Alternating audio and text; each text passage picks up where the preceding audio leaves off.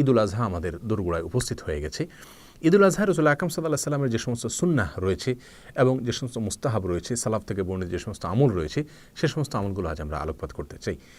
ঈদুল আজহাকে কেন্দ্র করে যে সমস্ত আমল রয়েছে তার ভিতরে সবচেয়ে গুরুত্বপূর্ণ এবং সবচেয়ে বেশি পরিমাণে যে আমলটি করতে হবে তা হলো তাকবীর পাঠ করতে হবে। আর তাকবীর পাঠের দুটি পদ্ধতি রয়েছে। একটি হলো সাধারণভাবে, অর্থাৎ ঈদুল আজহার রাতে দিনে সব সময় উঠতে বসতে চলতে ফিরতে বেশি বেশি করে তাকবীর পাঠ করা।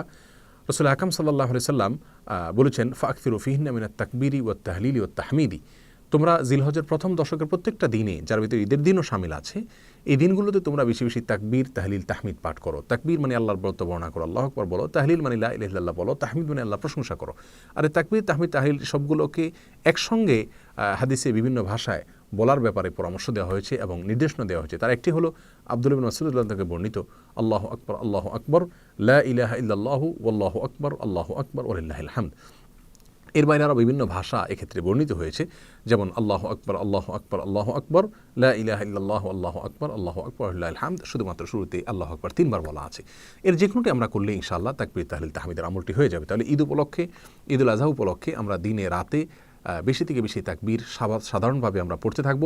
আর বিশেষভাবে ফজরে, জোহরে, আসরে, মাগরিবে, এশাতে, ঈদের দিন এবং ঈদের পরে আইয়ামে তাশরিকের আরও দিনগুলোতে এই প্রত্যেক ফরজ সালাতের পরে পুরুষরা জোরে এবং নারীরা আস্তে আস্তে একবার করে তাকবীর আমরা পাঠ করবো ইনশাআল্লাহ। তাহলে ঈদের দিনের গুরুত্বপূর্ণ এবং সবচেয়ে বেশি পরিমাণে যে আমলটি করতে হয় সেটি হলো তাকবীর, তাহলিল, তাহমিদ।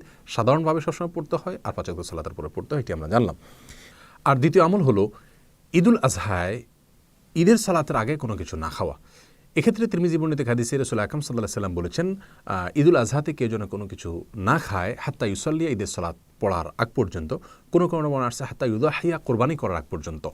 আর উভয় বর্ণনার ভিতরে সামঞ্জস্য এভাবে দেওয়া যেতে পারে, যারা কোরবানি করছেন না তারা কোরবানির ঈদে অর্থাৎ ঈদুল আজহাতে ঈদের সালাত পড়ে এসে তারা খাবার গ্রহণ করবেন।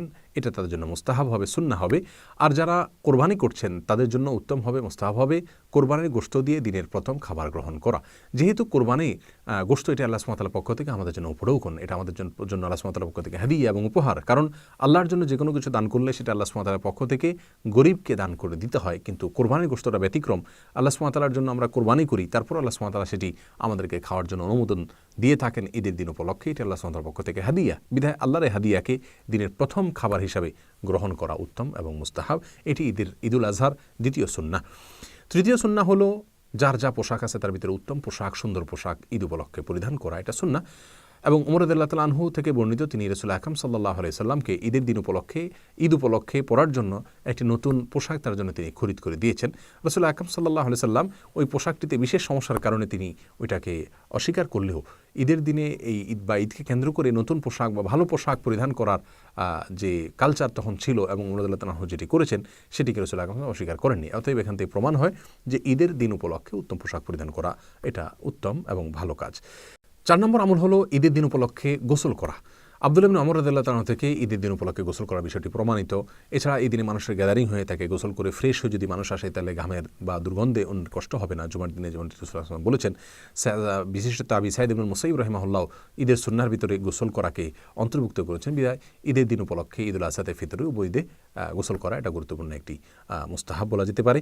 5 নম্বর আমল হলো ঈদের শুভেচ্ছা একে অন্যকে জানানো। মুমিনরা যখন ঈদুল ফিতরে এবং ঈদুল আজহা উভয় ঈদেই একে অন্যের সঙ্গে সাক্ষাৎ হবে ঈদের দিন উপলক্ষে, তখন একে অন্যকে অভিবাদন জানাবেন, শুভেচ্ছা জানাবেন। আর শুভেচ্ছা জানানোর জন্য সাহাবা ইকরাম থেকে যে ভাষ্য বর্ণিত হয়েছে তা হলো তাকাব্বালাল্লাহু মিন্না ওয়া মিনকুম। তাকাব্বালাল্লাহু মিন্না ওয়া মিনকুম এর অর্থ হলো আল্লাহ সুবহানাহু ওয়া তাআলা আমার এবং আপনার সমস্ত নেক আমলগুলো কবুল করুন। কারণ দুটি ইবাদতের মৌসুমের পরে আল্লাহ সুবহানাহু ওয়া তাআলা দিয়েছেন। বিধায় রমজানে যখন তাকাব্বালাল্লাহু মিন্না ওয়া মিনকুম বলা হবে তখন তার অর্থ হবে রমজান মাস জুড়ে আপনি যে ইবাদতবন্দি করেছেন, আমি যতটুকু করার কোশিশ করেছি, চেষ্টা করেছি, আল্লাহ সুবহানাহু ওয়া তাআলা আমাদের উভয়ের এই নেক আমলগুলো কবুল করুন। আর ঈদুল আজহার ক্ষেত্রেও একই কথা প্রযোজ্য যে জিলহজের প্রথম দশকে আপনি আমরা যে নেক আমল করেছি আল্লাহ সুবহানাহু ওয়া তাআলা যে তৌফিক দিয়েছেন সেটাকে আল্লাহ সুবহানাহু ওয়া তাআলা আপনার এবং আমার পক্ষ থেকে কবুল করুন। এই ভাষা ও ইবাদত জানানো এটা সুন্নাহ। যদিও আমাদের সমাজের বিপরীতে ঈদের শুভেচ্ছা জানানোর জন্য ঈদ মুবারক ইত্যাদি বলা হয়ে থাকে, এভাবে বললে গুনাহ হবে না, যেহেতু এটাকে কেউ ইবাদতবন্দি মনে করে না। কিন্তু যেহেতু সাহাবা ইকরামের সুনির্দিষ্ট আমল রয়েছে বিধায় সেটা করা অবশ্যই বহুগুণ উত্তম হবে। আমরা এই বাক্যগুলো মুখস্থ করে নিব। তাকাব্বালাল্লাহু মিন্না ওয়া মিনকুম বাংলায়ও বলা যেতে পারে আল্লাহ সুবহানাহু ওয়া তাআলা আমার এবং আপনার নেক আমলগুলো কবুল করুন। আরবিটাই মুখস্থ করে নেওয়া উত্তম হবে। অতএব আমরা ঈদ উপলক্ষে 5 নম্বর আমল পেয়ে গেলাম, আর তা হলো একে অন্যকে শুভেচ্ছা জানানো, তাকাব্বালাল্লাহু মিন্না ওয়া মিনকুম এই কথা বলে। 6 নম্বর আমল হলো ঈদ উপলক্ষে ঈদগাহে যখন আমরা সালাত আদায় করতে যাব তখন পায়ে হেঁটে যাওয়া, রিকশায় অথবা কোনো বাহনে না চড়ে যাওয়া, এটা উত্তম এবং এটা সুন্নাহ। 7 নম্বর আমল হলো ঈদগাহে যাওয়ার সময় এক রাস্তায় যাওয়া, অন্য রাস্তায় আসা। যদি একাধিক রাস্তা না থাকে তাহলে এক পাশে যাওয়া আরেক পাশে আসা, এটা রাসূল আকরাম সাল্লাল্লাহু আলাইহি ওয়াসাল্লামের গুরুত্বপূর্ণ একটি সুন্নাহ। ঈদ উপলক্ষে তিনি এটা করতেন। বিধায় 7 নম্বর আমল হলো যে রাস্তায় যাওয়া ঈদগাহে বিকল্প রাস্তায় আসা। 8 নম্বর আমল হলো ঈদের সালাত মসজিদে না করে উন্মুক্ত কোনো জায়গায়, মাঠে, ময়দানে ইত্যাদিতে করা। এটি গুরুত্বপূর্ণ একটি সুন্নাহ, অথচ আমাদের সমাজ থেকে বিলুপ্তির পথে। সন্দেহ নাই শহরে এত বেশি মাঠ নাই, এত বেশি খোলা জায়গা নেই যেখানে সালাত আদায় করা যেতে পারে। অতএব মসজিদে যদি শহরে সালাত আদায় করা হয় খোলা মাঠ কোন এলাকা না থাকার কারণে, তাহলে অসুবিধা নেই।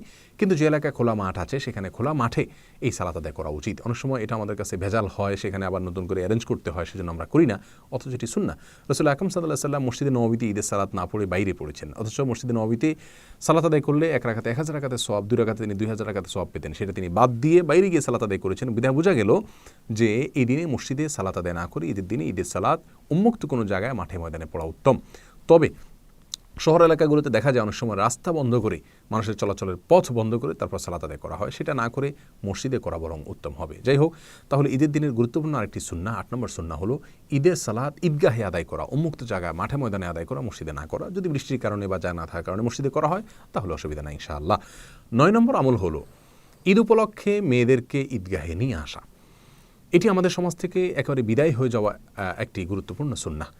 উম্মে আতিয়া রাদিয়াল্লাহু তাআলা থেকে বর্ণিত বিখ্যাত হাদিস রয়েছে, রাসূল আকরাম সাল্লাল্লাহু আলাইহি সাল্লাম থেকে তিনি বর্ণনা করেছেন। তিনি বলেছেন, রাসূল আকরাম সাল্লাল্লাহু আলাইহি সাল্লাম আমাদেরকে নির্দেশ করেছেন আমরা যেন ঈদুল ফিতরে এবং ঈদুল আজহায় নির্দিষ্ট করে করে বলেছেন উভয় ঈদে আমরা যেন আমাদের মেয়েদেরকে ঘর থেকে বের করে ঈদগাহে নিয়ে আসি, এবং আমাদের মধ্যে থেকে যারা মাসিক অবস্থায় আছেন, ঋতুবর্তী অবস্থায় আছেন, তাদেরকে যেন আমরা নিয়ে আসি। তারা ঈদের সালাত পড়তে পারবেন না, তারপর ইয়াশহাদনাল খায়র, তারা মুমিনদের মধ্যে মুমিনদের ইবাদতবন্দিকে তারা দেখবে, ঈদের আনন্দে তারা শামিল হবে, তারা কল্যাণ প্রত্যক্ষ করবে, মুমিনদের দোয়াগুলোতে তারা শামিল হবে, এক কথা আনন্দে উৎসবে তারাও শামিল হবে।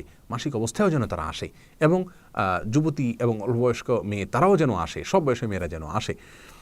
বর্ণাকারী বলেন যে আমি রাসূলুল্লাহ সাল্লাল্লাহু আলাইহি ওয়াসাল্লাম জিজ্ঞেস করলাম, ইয়া রাসূলুল্লাহ, আমাদের মধ্যে অনেক মেয়েদের ওড়না নাই, তারা কিভাবে আসবে, তারা তো পর্দা করতে পারবে না। তখন রাসূলুল্লাহ সাল্লাল্লাহু আলাইহি ওয়াসাল্লাম বলেছেন, অন্য মেয়ে যার পর্দা আছে, যার ওড়না আছে, তিনি তার ওড়নায় তাকে শেয়ার করবেন, তার সঙ্গে সে ওড়না শেয়ার করবেন, এবং এক ওড়নার ভিতরে 2 জন মাথা গুজে আসবেন, তারপরেও পর্দা রক্ষা করে যেভাবে হোক আসবেন, তারপরেও তিনি ঈদগাহে আসবেন। প্রিয় দর্শক, ঈদগাহে মেয়েদেরকে উপস্থিত হওয়ার জন্য রাসূলুল্লাহ সাল্লাল্লাহু আলাইহি ওয়াসাল্লাম এরকম গুরুত্ব আরোপ করেছেন। সাধারণ অবস্থাতে 5 ওয়াক্ত নামাজ মসজিদে না পড়ে বাসায় পড়া উত্তম মেয়েদের জন্য, এরপরে কোনো সন্দেহ নেই। এরপরে বহু বর্ণনা রয়েছে। অতএব 5 ওয়াক্ত সালাতের কথা আর ঈদগাহের এসে ঈদের নামাজে মেয়েদের শামিল হওয়া দুটি সম্পূর্ণ ভিন্ন বিষয়। অতএব ঈদগাহে মেয়েদের আসার রাস্তা আমাদের উন্মুক্ত করা উচিত, এবং এই সুন্নাহটাকে আমাদের জিন্দা করা উচিত। বিশেষ করে উলামায়ে কেরামদেরকে এই কাজটির জন্য অগ্রসর হওয়া উচিত এবং তাদেরকে দায়িত্ব নিয়ে আগ বাড়া উচিত। প্রিয় দর্শক, এক্ষেত্রে ইলাউস সুনান নামক কিতাবে ফিকহে হানাফি দৃষ্টিতেও ঈদের সালাতে মেয়েদের উপস্থিত হওয়ার বিষয়টিকে শিথিলতার সাথে দেখা হয়। অন্যগুলোকে যেরকম মাকরু বলা হয়, এক্ষেত্রে মাকরু বলা হয় না। অথচ এই আমলটি আমাদের সমাজ থেকে, আমাদের দেশ থেকে একেবারে বিদায় হয়ে গেছে। বিদায় ঈদের নামাজে মেয়েদের আসার ব্যবস্থাটা আমাদের করা উচিত এবং সুন্নাহটা জিন্দা করা উচিত। আল্লাহ সুবহানাহু ওয়া তাআলা আমাদের সকলকে এই প্রত্যেকটি সুন্নাহ, প্রত্যেকটি আমল করার তৌফিক দান করুন। এক নজরে আমরা আবারও বলে দিচ্ছি, ঈদুল আজহা উপলক্ষে একটি সুন্নাহ হলো তাকবীর পাঠ করা সাধারণভাবে সব সময়, এবং প্রত্যেক 5 ওয়াক্ত সালাতের পরে আল্লাহু আকবার, আল্লাহু আকবার, লা ইলাহা ইল্লাল্লাহু, আল্লাহু আকবার, আল্লাহু আকবার, লিল্লাহিল হামদ। দ্বিতীয় সুন্নাহ হলো ঈদুল আজহাতে যারা কোরবানি করবেন, কোরবানি গোশত দিয়ে দিনের প্রথম খাবার গ্রহণ করা, অন্য কিছু না খাওয়া তার আগে। আর যারা কোরবানি করবেন না, ঈদের সালাতের পরে তারা খাবার গ্রহণ করা। তৃতীয় সুন্নাহ হলো উত্তম পোশাক পরিধান করা। 4 নম্বর সুন্নাহ হলো গোসল করা, যেমনটি আব্দুল্লাহ ইবনে ওমর এবং সাইদুল মুসাইব রাহিমাহুল্লাহ তাদের থেকে বর্ণিত। এবং 5 নম্বর আমল হলো ঈদের শুভেচ্ছা জানানো, একে অন্যের সঙ্গে ঈদের দিন দেখা হলে তাকাব্বালাল্লাহু মিন্না ওয়া মিনকুম বলা। কেউ যদি বলে তাকেও জবাবে একই কথা বলা যেতে পারে, তাকাব্বালাল্লাহু মিন্না ওয়া মিনকুম, আল্লাহ আপনার আমার নেক আমল কবুল করুন। এবং 6 নম্বর আমল হলো ঈদগাহে পায়ে হেঁটে যাওয়া, কোনো কিছুতে আরোহণ করে না যাওয়া। 7 নম্বর আমল হলো এক পথে যাওয়া, অন্য পথে আসা। 8 নম্বর আমল হলো ঈদের সালাত মসজিদে না পড়ে ঈদগাহে পড়া, উন্মুক্ত জায়গায় পড়া, মাঠে ময়দানে পড়া। এবং 9 নম্বর আমল হলো মেয়েদেরকে ঈদের সালাতে আসার ব্যবস্থা করা, তাদেরকে ঈদের সালাতে নিয়ে আসা, ঈদের ময়দানে তাদেরকে নিয়ে আসা। এই আমলগুলো মোটামুটি ঈদুল আজহার সুন্নাহ, এবং এই সুন্নাহগুলো আমরা পালন করার চেষ্টা করব। প্রিয় দর্শক, সেই সাথে ঈদুল আজহা উপলক্ষে 4টি বিষয় আমাদেরকে সতর্ক থাকতে হবে, সেগুলোর জন্য আমাদের দ্বারা কোনো অবস্থাতেই না হয়। তার ভিতরে প্রথম বিষয়টি হলো, আমরা অনেকেই মনে করি ঈদের দিনে কবর জিয়ারত করা সুন্নাহ। এই ধারণা ধারণা থেকে আমাদেরকে বেরিয়ে আসতে হবে। হ্যাঁ, আপনার ঈদের দিনে আপনার বাবা মার কথা, আত্মীয়স্বজনের কথা, আপনার কোনো মুরব্বীর কথা, বন্ধুবান্ধবের কথা মনে হলো তিনি মরে গেছেন বা তিনি মৃত্যুবরণ করেছেন, তাকে আপনি স্মরণ করেছেন বা তার কথা আপনার স্মরণ হয়েছে, আপনার খারাপ লেগেছে তাই তার কবর জিয়ারত করেছেন, এটা ভিন্ন কথা। কিন্তু এই দিনে অনেকেই দল বেঁধে এবং নিয়ম করে কবরস্থানে যান কবর জিয়ারত করার জন্য। জেনে রাখা উচিত ঈদের দিনে কবর জিয়ারতের জন্য বিশেষ কোনো নির্দেশনা নাই, বিধায় এটাকে সুন্নাহ বা গুরুত্বপূর্ণ আমল, মুস্তাহাব বা এরকম কিছু মনে করলে সেটা অনুচিত হবে, ভুল হবে। দ্বিতীয় যে বিষয় আমাদেরকে সতর্ক থাকতে হবে তা হলো, আমরা অনেকেই ঈদের সালাতের পরে মোয়ানাকা করি, কাঁধে কাঁধ মিলাই। এই যে কাঁধে কাঁধ মিলানো, গলা মিলানো বা মোয়ানাকা করা, এটা ঈদের কোনো সুন্নাহ নয়। যদি আপনি অভিবাদন জানিয়ে অনেকদিন পরে কারোর সঙ্গে সাক্ষাৎ হয়ে সেই সময় মোয়ানাকা করেন তাহলে ভিন্ন কথা, কিন্তু এটাকে ঈদের সুন্নাহ মনে করা এটা অনুচিত, এটা ভুল ধারণা। 3 নম্বর যে বিষয়ে সাবধান করবো তা হলো, ঈদের দিনে সিয়াম পালন করা বা রোজা রাখা হারাম, জায়েজ নাই, কোনো অবস্থাতে এটা করা যাবে না। এই দিনে আনন্দ প্রকাশ করতে হবে, সেই জন্য খানা গ্রহণ করতে হবে, খাদ্য গ্রহণ করতে হবে এবং সিয়াম পালন করা, রোজা রাখা যাবে না। আর 4 নম্বর যে বিষয়ে আমাদেরকে সতর্ক থাকতে হবে তা হলো, ঈদের দিনে আমাদের সমাজে অনেক মানুষকে দেখা যায় হাই ভলিউমে তারা গান বাজনা ইত্যাদি শুনে থাকেন, বাজিয়ে থাকেন।